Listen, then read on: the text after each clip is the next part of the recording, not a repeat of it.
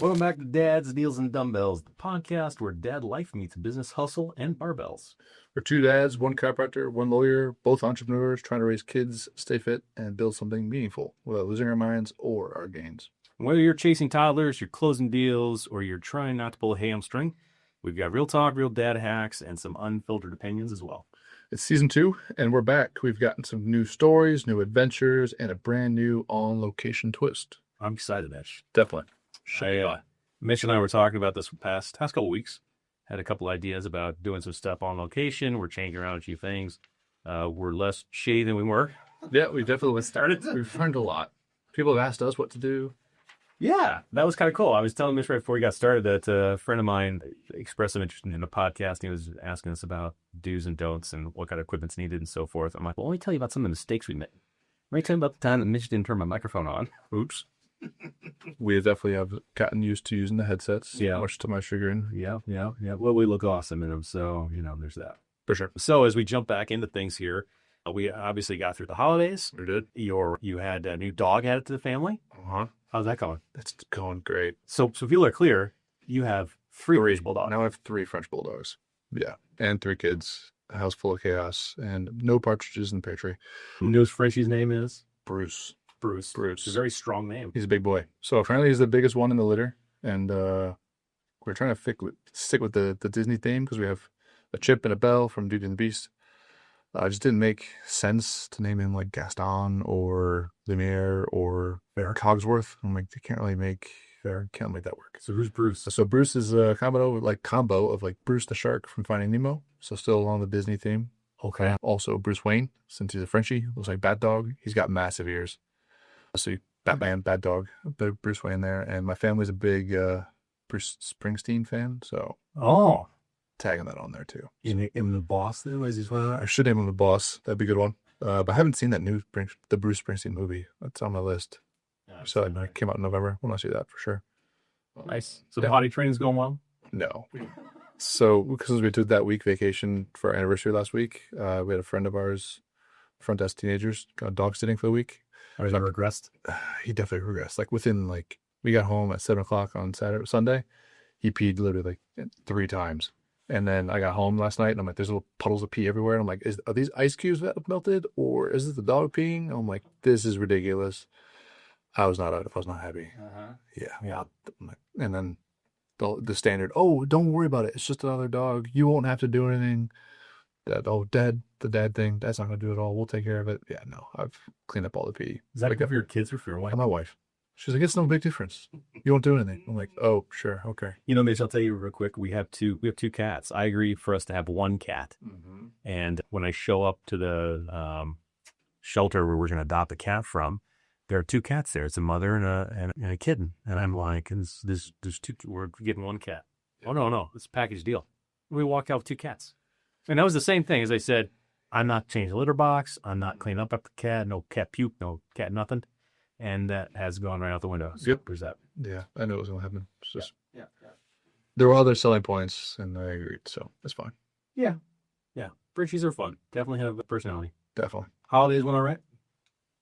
Yeah, they did well. We had a discussion with the family about if we can bring the 3rd dog to Christmas. We ended up bringing the 3rd to Christmas. Everyone had a good time. It was the older dog that had the accident. So, yeah, everyone's worried about the little dog peeing everywhere. Didn't have an issue until we got home after a vacation. But then, yeah, what about you?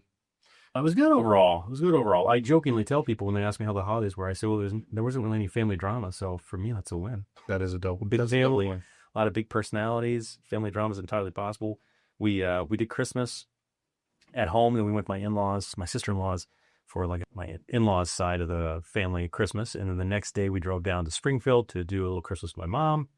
And then the day after that, the kids and I went down to Tennessee to see my sister and her kids. And my kids are super close with them. So it was a nice little trip. You went from Springfield down to south of Nashville. Nice. Cool. Yeah, it was good though. It was good. We had a good time.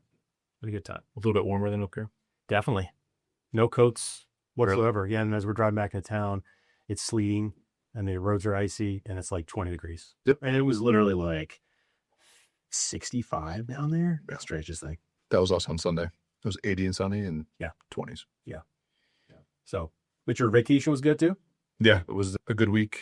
Kids did well with grandma and grandpa. That was Oh, you guys went solo. yeah. Ooh. Yeah, that was our first. That sounds That was our first solo non-work trip for a whole week. for a whole week. We went from Saturday to Sunday. We've never done that. It was interesting. It was good. We've done like 3 days.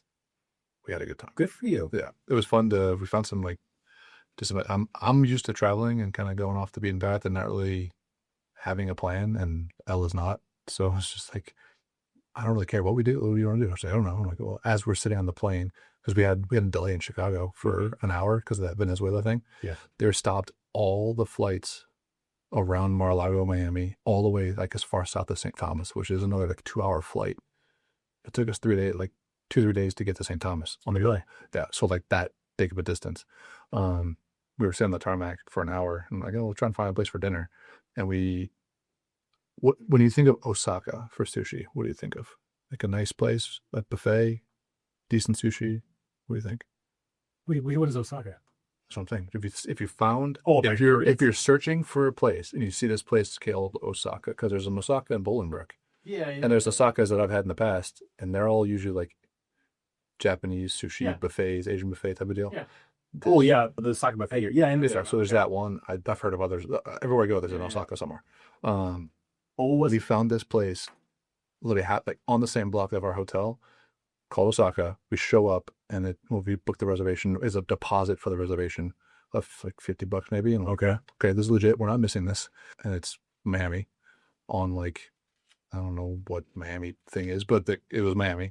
And everyone you see in there is from Miami. And it's just like all like model blondes, fake everything, like lip filler, fake chest, fake everything. And I'm like, all right, this pizza place is going to be really, really good or really, really bad. And it was really, really good. Was it? That was probably the best sushi I've ever had. If you ever go to Miami, I joked that this is a place where someone from California is going to take their private jet, fly there for this meal, and just eat that meal and then fly back. How interesting. It was amazing. Like when you walked in, did like the music just stop?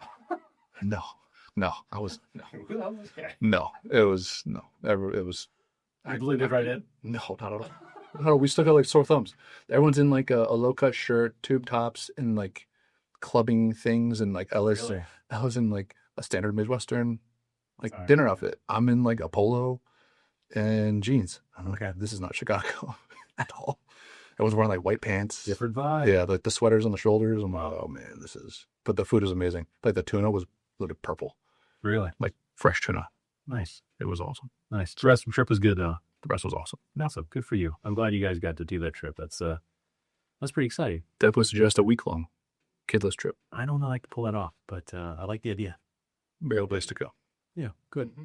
So as we prepare for this season, one of the things that Mitch and I talked about doing was going on location, and we're actually going to go on location for the first time next week. Mm-hmm. I'm a little excited about this, a little intimidated about it, to be totally honest. We might have some technical difficulties. I think there'll be some swearing. Certain there'll be some swearing. Maybe some sweating. And definitely some sweating. So next week, we're going to take a little field trip to a place called Fire and Ice that's here in Bolingbrook. It just opened up literally like 3 weeks ago.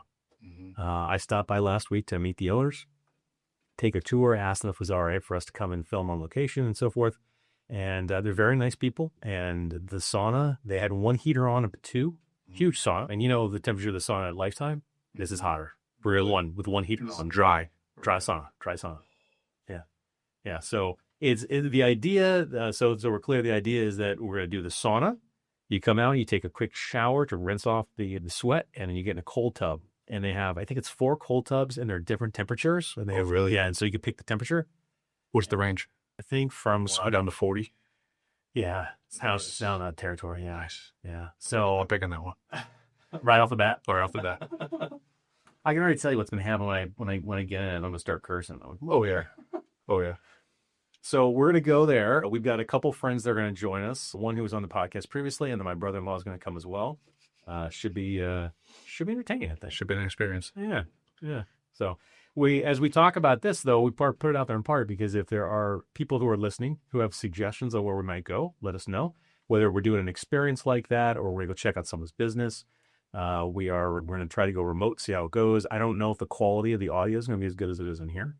I got some pretty good mics from the office. We can definitely test those. Yeah, we're going to give it a shot. It should be fun. It should be fun no matter what. But if nothing else, it's some pretty hilarious video. I think it's going to come out fully. So I agree. yeah. So we're looking forward to that. All right, so let's jump in and talk about a little dad hack here. We talked about this a little bit during the first season. How to get your kids to talk about, what's going on with their day. Your kids are younger than mine. Mm-hmm. How does this conversation go when you get home today? Or was it just like, hey, what did you do today? I forgot. I'm like, yeah. Or like they'll start talking, hey, we made this at school. We did this at school. So-and-so did this today, or something happened on the bus. And it's just usually something exciting that they did. I haven't asked what's the best or the worst yet. I don't know if they would really get that part. Maybe your oldest would. I bet I should try it today. Abby will pick them up after this, so maybe I'll ask her and see what she says. So what we talked about is before, one of my things is asking what was the best part of your day or the worst part of your day, because it's very focused on, what happened in the day. The other thing that that is easy and kids will normally answer, they won't say I don't remember, is who'd you have lunch with? Yep. What class you like the most today? What class you like the least? More specific, you get an answer one of those questions, and then you can have some follow-up conversation. But if you ask, how was your day? Did you do anything? No, it's fine. And move on. That makes sense. Yeah. So get a little more specific and get some more stuff out. I did ask him when we got back, because if I had to go pick up the dogs from the sitter, I was like, hey, what was your favorite thing you did this week with Grandma and Grandpa? Yeah, they went to they made cupcakes the day before. They went to the kids museum the weekend before on Sunday. My sister and brother, my sisters came down to hang out with them too. So Daddy goes home with the aunts. Nice. They had some sushi then too. Big sushi fans, those little guys? Dude, my 6-year-old's the bougiest 6-year-old ever. Like if we took her to eat that meal at that restaurant, the meal was definitely a couple $100 for just 2 people. We got 2 drinks, 2 margaritas. It was $80. Oof. After tip, was it? Oh shit! It wasn't. That's like poolside margarita in Vegas. Yeah, it was a good margarita. The food is amazing. I have no problem spending the money on something that was good. Yeah. Like I've never had that good food. Yeah. Ever. And I've been a lot of places. That's a lot. Yeah. It's funny you talking about bougie kids. My 12-year-old, when we were in Boston back in the fall, we go to the seafood place and we're like, what do you want to order? What do you want to order? I think he's going to order off the kids menu. No. He orders the full lobster. The full lobster. Was it a Maine lobster or? It was, yes. Yeah, I think it was the Maine lobster. And the thing was huge, and it was. Did he eat it all? He downed it. Good. He has definitely hit puberty because this kid is hungry. Mm-hmm. He's not that big, but every morning he's eating 1 or 2 breakfasts, and then on the way out, he's grabbing meat snacks for the bus. Still good. So there you go. He's getting there. Pretty soon his voice doesn't start cracking. It's cracking. Fans coming. Yeah, we're right there. So good times. What was your worst voice crack moment back in the day? Oh, I don't remember. I know it happened a few times, and I would kind of duck and try to remember it up. Yeah, I couldn't do that on mine. It's pretty embarrassing stuff. I do remember that pretty good. Yeah. They made me. We were still in school, and they made you read in front of the class. Oh, it's the worst. It's the worst. And we were reading something about like Hong Kong or something like that. I honked like a duck when it said Hong Kong. I was like, oh, this is bad, and I couldn't go anywhere.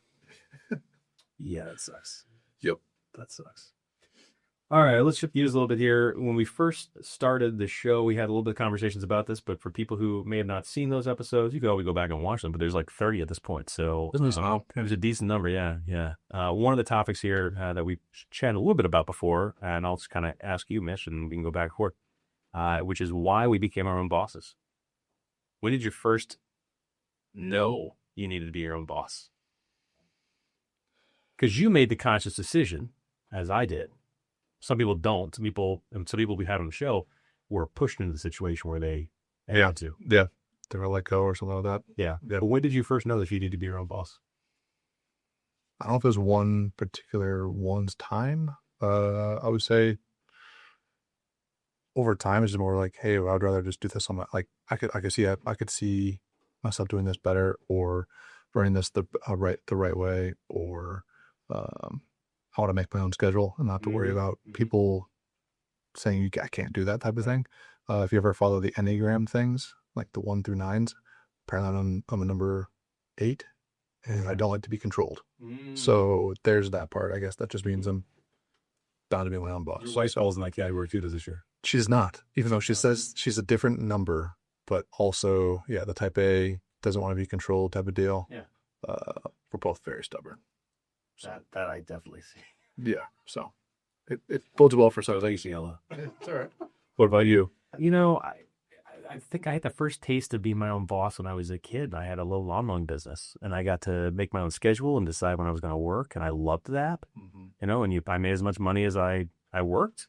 I wasn't limited, my success or failure. So I kind of felt that early on, and I really liked it. It made a lot of sense to me. The prior law firm I worked at was great. I have nothing negative to say about the experience there. They treated me fantastic. So it wasn't anything to do with that. It was a part of it. Part of it was I did want to have more control over the kinds of cases I was working on. And in order to do that, I couldn't stay at that firm necessarily because they wanted me doing very specific things. So, but I really liked the idea of success or failure on my own. So that was a big part of it. Makes sense. And then for me, the part that pushed me over the edge was I was looking at finances. We bought our first house here in town, and I was making decent money. And I literally had a conversation with my mom about the fact that my boss had just given me a raise. And if I keep making more money, it's going to be really hard for me to pull the trigger and walk away where I'm not going to make any salary at all. Mm-hmm. So it was almost that level of success. I knew it was either then or not. Now I would look at it differently just because I've done it. I have a lot more confidence now than I used to. Mm-hmm. Would you have done it sooner? Would you have waited longer? In retrospect, I did the right time. Or right time. Yeah. I did it initially with a partner who was in the exact same situation I was. He had practiced 1 year less, but we both came in with, literally like 2 or 3 cases and not enough to pay the rent. And having somebody else there gave me a little bit of a confidence boost that I could do it. Now I wouldn't need that to the same extent, but it was nice having somebody else who had skin in the game, who was also trying to row in the same direction. I guess you could say. That makes sense. So, yeah, if better than rowing in the opposite direction. Yeah, we did that sometimes. It's bound to happen, whether you're married or not, right? Yeah. That happens with partners once in a while. Yeah. So, and for us, it was, I got pregnant a year after we got married. Yeah. And we were debating. We looked at a place in St. Thomas, and when we were there, that clinic is still there. Is it? They'd moved to different locations, some changes, but yeah, the clinic is still there in that port. St. Thomas is gorgeous, by the way, but I don't like the sun that much to live there. To be there. So we didn't pull the trigger on that one. And then a little bit later, we'd found another place in like northern Chicago. Didn't work out, and then this one popped up literally the day after we found out, like right around the time we found out we were pregnant. Mm-hmm. And they're like, all right, everything kind of just fell in line. So that pushed us to the edge on that one. Yeah. As we talk about deals, one of the things that I do want to do this season is do an episode where we talk about how to find deals, how to find businesses that you could buy. Yeah. Technically you could do it at the law firm, but I've seen so little of it. I've seen there's an Illinois State Bar Association example has a classified section where you can find law firms that are for sale, but lawyers are terrible about packaging up a firm and trying to sell it because they haven't been able to do it for that long. Yep. Not the way they can now. But there's lots of businesses out there that are much better at it, from everything from coin-operated laundries, which still exist, to franchises and big and small, everything in between, and mom and pop shops. Or I've seen a list of some of the trade stuff too. Yeah, because they call them recession proof. Yeah, so I think that would be interesting to do. Mm-hmm. Looking at purely from an entrepreneurial perspective, as far as buying a business, how to find one, locate one, and so forth. Definitely. So definitely, I think that's definitely worth a look. I like that one. That's a good idea. Yeah. Any mistakes you made early on? I would say mistakes, probably being scary was, I would say the good thing we did is we got a practice that practices similar to us. Mm-hmm. So it would have been a big mistake if we were more of a manual style adjusting and we did an instrument-based adjusting, or I'm a big dude that likes to see sports and I bought a pediatric practice. That doesn't make sense, right? So we didn't do those things. We did a lot of things right, I would say. Traditionally, when you take over a practice, you lose 30-40% of the clients. We had very minimal drop off. That's huge. So we did a lot of good on that one. I'll say the biggest mistake I would say we had is we had a big tax bill at the end of the year because of the accountant that we had didn't understand that we acquired a business and didn't just start fresh. So I think she was saying, I remember now, she's like, now retrospect is like, she's like, oh, you started off, you're not going to make any money. I'm like, we didn't understand what she meant by that. Yeah. And at the end, you're like, they're like, you owe like a couple thousand. So top tip, when someone's going to go through and they're going to buy an existing business, part of a deal when you negotiate it, what you're buying for goodwill and for the stuff and how you structure that in the purchase agreement can change the tax implications. And I don't generally get tax advice, but one of the things I do say when someone brings a deal to me is, you need to take this to your CPA, and your CPA needs to tell you whether or not this structure is going to work well for you. And we had asked the CPA in the BNI group that I was in, was like, what election should we do? And there was some changes at the time in 2019, and he wasn't sure. 2018, 2019, there was some changes on benefits, which if it was an S Corp or a partnership or a sole proprietor, he wasn't sure which election was best. It was strictly for us. It wasn't like that was a factor, but then it was strictly just the income portion. She didn't understand that we acquired a cash flowing business and we were going to have cash flow. Because you can't get taxed on negative cash flow, right? She was like, oh, you're starting off. That's true. She's like, you're starting off. You're not going to make any money. So there's no reason to be planning for taxes at the end. Oh, so in other words, she told you you need to hold anything back. No, yeah. Because we're like, oh, no, we'd like to not owe much at the end. Which is, well, most of our clients like to pay a big bill at the end of the year. I'm like, we don't want to do that. We're not most clients. I would like to know ahead of time and not have to write a massive check. Yeah, I've written a big check for ridiculous. And I don't like doing that. So I don't like it either, but it's part of the deal. So we're trying to minimize that check as much as possible. So yeah, we just do it more quarterly versus annually. That's good. You're disciplined. I try to. Yeah, good for you. It's one way to do it. Yeah. So I would say that was our big mistake because we just didn't like doing that. And then the scariest part was having a little bit of drop off. You're thinking like, oh, this patient never wants to come back, doesn't like me, I'm going to fail. And yeah, that was rough, but we got through that. Yeah. Now I don't really mind that anymore. Yeah.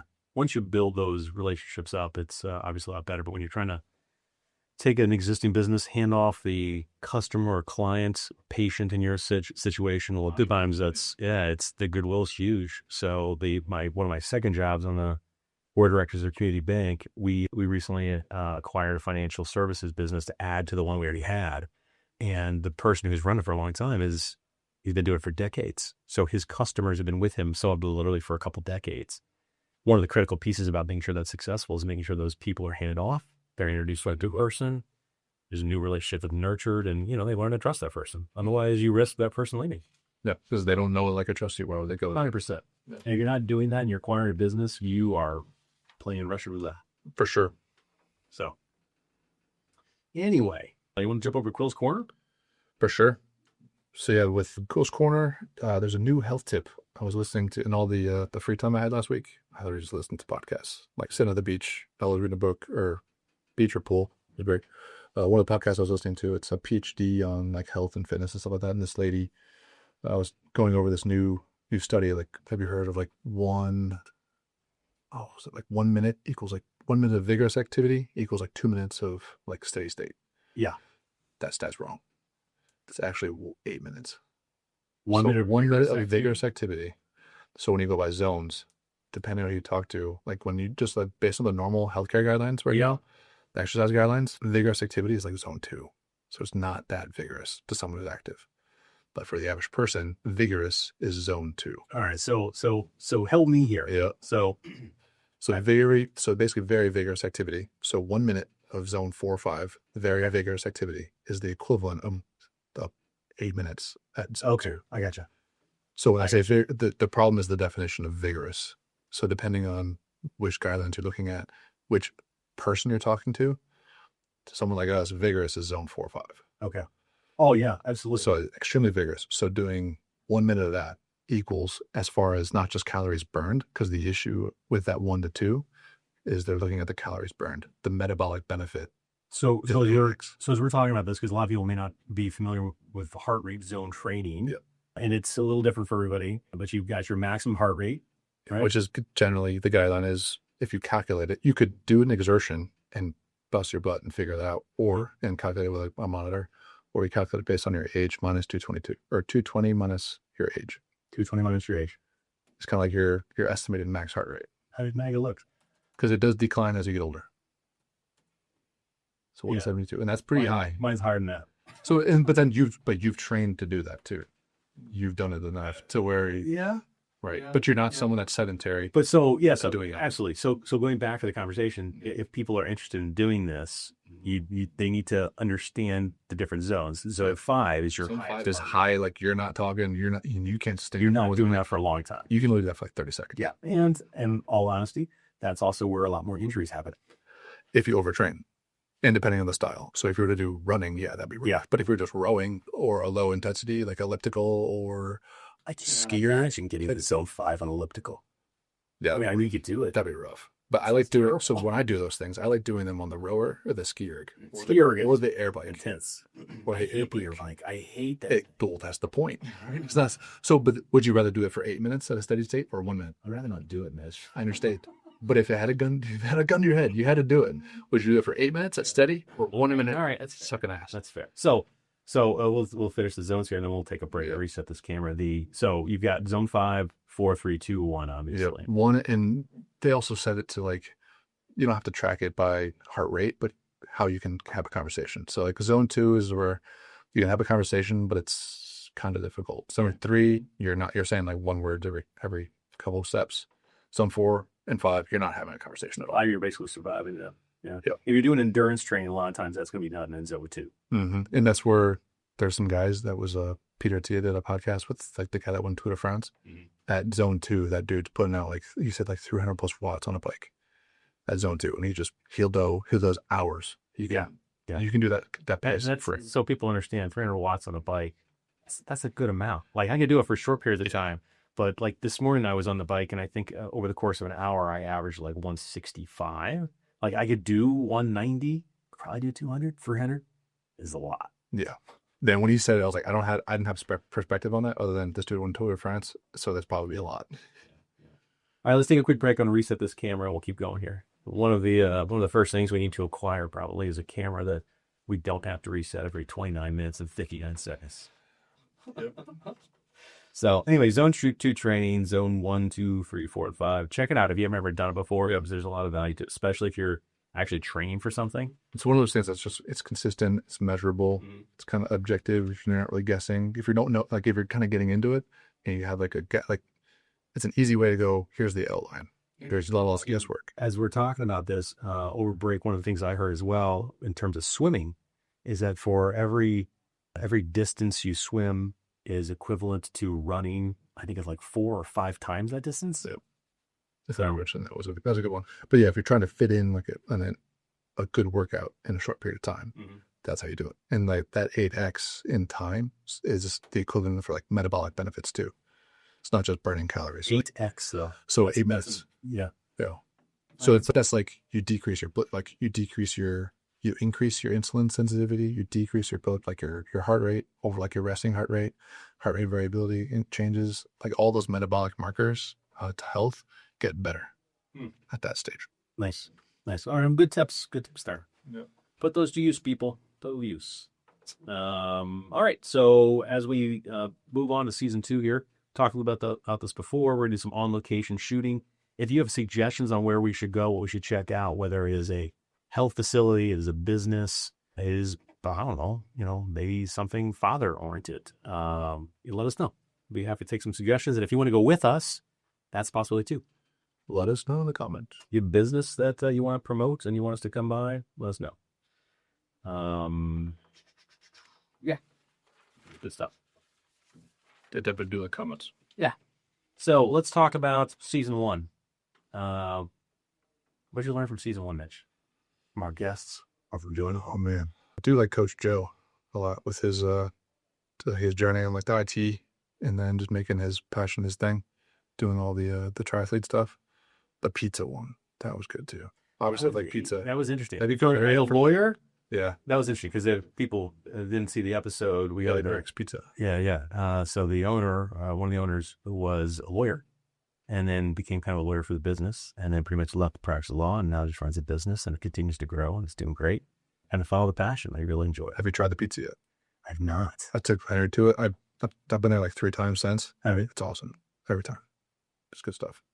Definitely worth just going to pick it up and get it. Yeah. I think then the closest one is that Naperville Commons one off a deal. Yeah, we go good. That's definitely closest. Yeah.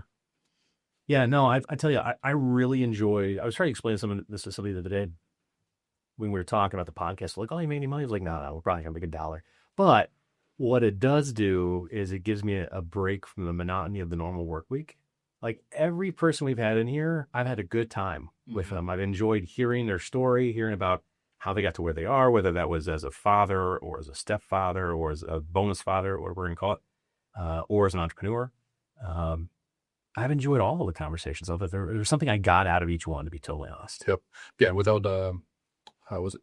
Chad Vargo, the starter of that Facebook group, Neighborhood Dads. I didn't know the data center thing was such a big deal. Like I heard about it, but then he was like, environmentally, this is what the environmental centers appear. Those data centers are such a big deal. Yeah. And then now I'm seeing stuff like where they're using them to heat cities from underneath. I'm like, oh, that makes sense. By the way, I think it's a phenomenal idea. Yeah. I think does that happen at home in the U.S.? It was in Norway. Yeah. Norway, one of her cities or colder cities. Yeah. But then someone was saying like it's changing like the entire ecosystem of rivers because they're trying to use it to cool things off. So then the fish are actually dying. So I thought that's not good. Generally, so as the temperature rises though, in the water, it causes problems. Yeah. But yeah, no, I think I got a lot out of it personally. I mean, and then of course, we had our education. Oh, look at that. Brought to you by fellow partners. The Lord only knows what else is going to come up on there, so I probably ought to back out. Let's see here. So this could be interesting. Oh no, so lady, I know exactly what that is. Now see, now I got to go back to it. That's kind of comical, actually. There we go. I need to not touch my keyboard. Very sensitive. I was just about to say how much we've learned about doing the podcast, and I fucked that up. Oh, one thing is don't touch your keyboard. 100%. 100%. Anyway, I've had a good time doing it, and it takes some time, no question. Time out in the middle of the day, but then also, of course, prep time, and then actually to put the episode out, we've got to do certain things in order, whether we're doing the editing or we're sending it off to an editor. There is actually some other work with the ball. Yeah. So it's a passion project. Once getting in the flow of like, hey, scheduling things out, that was pretty simple. Yeah. Yeah. But that was good for sure. Definitely leave us some reviews, share with some peoples. Yeah. So submit some suggestions in the comments, topic requests too. Yeah. Yeah. Yeah. Anything else? I have a couple of these on locations, but we'll talk about that after. Love it. Love it. Anything else for the good of the show today? Nope. Have a good day. All right, let's get going then. Here we are, season 2, and that is a wrap on episode 1, season 2. Dad's Deals and Dumbbells. If you laughed, learned something, or just didn't totally hate us, that's a win. Yeah, make sure you subscribe, leave us a review. Definitely send to another dad who needs a break in their day or a boost. Yeah, if you got a wild idea on our next on-location adventure, something you want to hit us with. I'm not thinking like Fear Factor kind of stuff, by the way. Although I'm scared of this cult though. After the first 5 minutes, you don't feel a thing. I'm not spending 5 minutes nonstop. Oh, the guy suggested like 30 seconds to 3 minutes. 20 minutes. Oh, I was sitting there for 20 minutes. I'm nowhere near as manly as you are. I'm not going to survive. Anyway, hit us up on Instagram. Email us at dadsdealsanddumbbells@gmail.com. Check us out on Facebook. We want to hear from you. Instagram and YouTube. Until next time, lift something heavy, tuck your kids in, and go build something that matters.